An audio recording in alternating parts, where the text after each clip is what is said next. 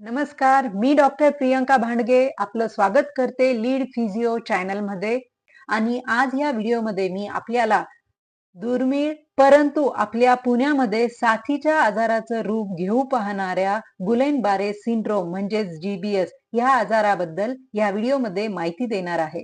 GBS हा तसा तर दुर्मिळ पण गंभीर आजार आणि यामध्ये रुग्णाच्या नसांवर परिणाम होतो.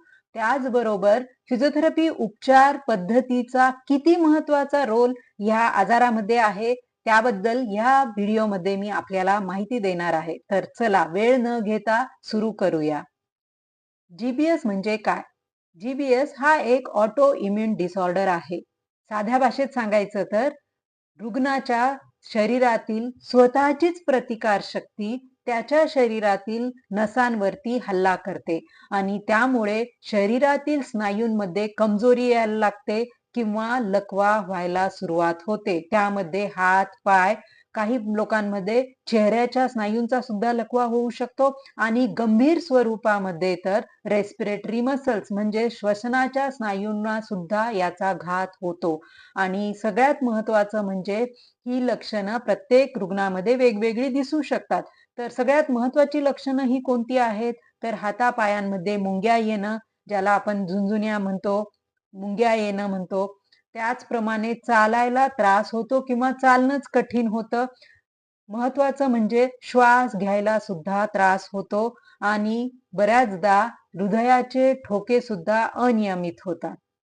जीबीएस हा बॅक्टेरियल किंवा व्हायरल इन्फेक्शन नंतर होऊ शकतो. कॅम्पिलोबॅक्टर जेजुनी नावाचा हा जीवाणू ह्या आजारासाठी जबाबदार आहे आणि त्यासाठी निदान हे पेशंटची म्हणजे रुग्णाची पूर्ण डिटेल त्यांची हिस्ट्री घेतली जाते, लक्षणांचा पूर्ण अभ्यास केला जातो, नर्व कंडक्शन स्टडी केली जाते, टेस्ट केल्या जातात त्यासाठी आणि सेरेब्रोस्पायनल फ्लूइड टेस्ट म्हणजेच लंबर पंक्चर करून ह्या आजाराचं निदान केलं जातं. जीबीएस या आजाराचा उपचार कसा केला जातो? सर्वात महत्वाचं म्हणजे जीबीएस ची मुख्य ट्रीटमेंट ही हॉस्पिटलमध्ये केली जाते, जिथे आयसीयू केअर लागते आणि त्या अंतर्गत महत्वाच्या 2 उपचार पद्धती ह्या केल्या जातात.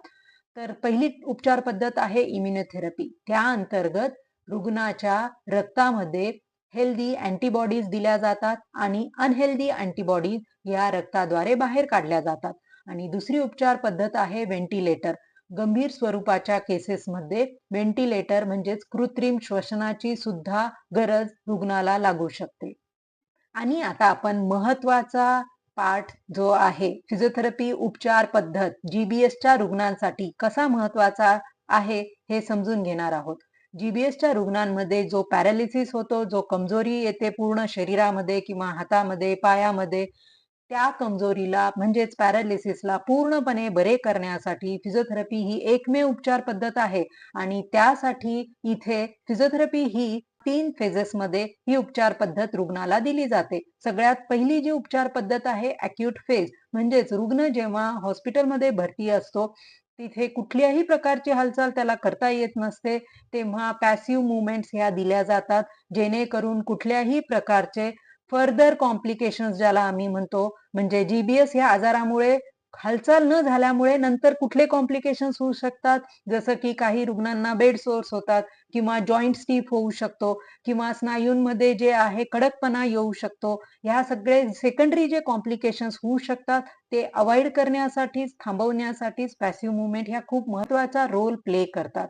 त्याचप्रमाणे ब्रीदिंग एक्सरसाइजेस आहेत, डायफ्रामॅटिक ब्रीदिंग एक्सरसाइज आहे, स्पायरोमेट्री एक्सरसाइजेस आहेत, जी पेशंट्स ऑलरेडी व्हेंटिलेटरवर असतात त्यांच्यासाठी चेस्ट फिजिओथेरपी ही महत्वाची जी फिजिओथेरपी उपचार पद्धत आहे ती दिली जाते.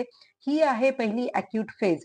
नंतर सेकंड फेज जी आहे रिकव्हरी फेज म्हणजे जेव्हा पेशंट आता इथे स्टेबल व्हायला लागतो, हळूहळू आयसीयू मधून बाहेर यायला लागतो, मग जेव्हा पेशंट थोडासा एक स्टेबल फेज मध्ये येत जातो तेव्हा त्याला फिजिओथेरपी ही एकमेव ट्रीटमेंट राहते जिथे त्याला कंटिन्यू पुढे एक लॉंग टर्म मध्ये करणं महत्वाचं राहतं.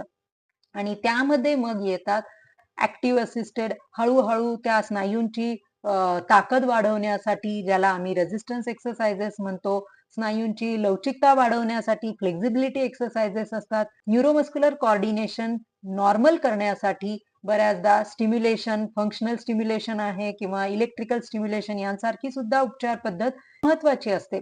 आणि मग त्याप्रमाणे जे आहे बॅलन्स ट्रेनिंग आहे, कार्डिओ रेस्पिरेटरी एन्ड्युरन्स इम्प्रूव्ह करण्यासाठी एरोबिक एक्सरसाइजेस आहेत. हा कालांतराने लागणारा फिजिओथेरपी मधले वेगवेगळ्या एक्सरसाइज फॉर्म मध्ये ह्या पॅरामीटर्सला आम्ही पूर्ववत करतो. आणि मग नंतर एंड फेज मध्ये जो थर्ड पार्ट येतो तो आहे रिहॅबिलिटेशन फेज. म्हणजेच इथे हळूहळू मग नंतर पेशंटचं बॅलन्स ट्रेनिंग आहे, गेट ट्रेनिंग, म्हणजेच साध्या भाषेत सांगायचं तर पुन्हा चालवायला शिकवावं लागतं. बॅलन्स आहे, मग वॉकिंग पॅटर्न आहेत, ठीक आहे. त्याचप्रमाणे पेशंटला सेन्सरी मोटर ट्रेनिंग ही दिली जाते, जेणेकरून फंक्शनल ट्रेनिंग ही दिली जाते. आणि हे सगळं कुठल्या इक्विपमेंटने नव्हे तर फिजिओथेरपी एक्सरसाइज द्वारा हे सगळे पॅरामीटर अचीव करावे लागतात, जेणेकरून पुन्हा ती व्यक्ती आपली रोजची जीवनशैली म्हणजेच एडीएल्स म्हणजेच ऍक्टिव्हिटीज ऑफ डेली लिव्हिंग, सकाळी उठल्यापासून तर झोपेपर्यंत एक व्यक्ती जे काही स्वतःची ऍक्टिव्हिटी करतो त्या सर्व प्रकारच्या ऍक्टिव्हिटी, मग त्यामध्ये आंघोळ करणे असेल, केस विंचरणे असेल, किंबहुना कपडे घालणे, खाणे, उभं राहणे, चालणे, फिरणे, मग नंतर तुमच्या प्रोफेशनल ऍक्टिव्हिटी, म्हणजेच काय की त्याची लाईफस्टाईल पूर्णपणे नॉर्मल करण्यासाठी फिजिओथेरपी ही एकमेव उपचार पद्धत आहे. आणि यात वेळ लागतो, पण आजार हा पूर्णपणे नीट बरा होऊ शकतो आणि होतो. आणि त्यासाठी मी आपल्या सगळ्यांना इथं सांगेल की तुम्ही फिजिओथेरपी ट्रीटमेंट ही प्रॉपर पूर्ण करा. मुवमेंट्स ह्या पुन्हा पूर्ण आपल्याला गेन करता येतात. आणि त्यासाठी तुमच्या जवळपास जे काही क्वालिफाईड फिजिओथेरपिस्ट असतील तिथे जाऊनच प्रॉपर फिजिओथेरपी एक्सरसाइजेस करा, ज्याच्यामध्ये muscle strength, flexibility, neuromuscular coordination, cardio respiratory endurance आणि बॅलन्स यासारखे आपल्या शरीराचे जे फिजिकल पॅरामीटर्स आहेत ते फिजिकल थेरपीद्वाराच इम्प्रूव्ह करता येतात. आणि त्यासाठी फिजिओथेरपी एक्सरसाइज करणं हे महत्वाचं आहे. तर मी आपल्या सगळ्यांना इथं विनंती करते की हा व्हिडिओ तुम्ही जरूर लाईक करा, शेअर करा, कारण जीबीएसच्या ज्या केसेस वाढलेल्या आहेत, फक्त रुग्णच नव्हे तर त्यांचे स्वतःचे फॅमिली मेंबर सुद्धा, त्यांच्यासाठी हा आजार नवीन आहे. आणि डेफिनेटली अशा आजारात सगळ्यात महत्वाचं असतं ते म्हणजे कॉन्फिडन्स, एक आत्मविश्वास की हो आजार बरा होऊ शकतो, प्रॉपर ट्रीटमेंट ही मिळू शकते आणि पूर्णपणे ती व्यक्ती पुन्हा आपलं जीवन हे नॉर्मल पद्धतीने जगू पण शकते. आणि त्यासाठी गरज आहे आत्मविश्वासाची, योग्य वेळेवर योग्य उपचार मिळण्याची. आणि त्यासाठी हा व्हिडिओ आपण जास्तीत जास्त लोकांपर्यंत पोहोचवणे महत्वाचे आहे आपल्या सर्वांसाठी. आणि जरूर आपण काळजी घ्या. आणि महत्वाचं म्हणजे डिटेल फिजिओथेरपी, वेगवेगळे जे ट्रीटमेंट अप्रोच आहे जीबीएस मध्ये, त्यासाठी सुद्धा मी व्हिडिओ आपल्यासाठी घेऊन येईल. धन्यवाद.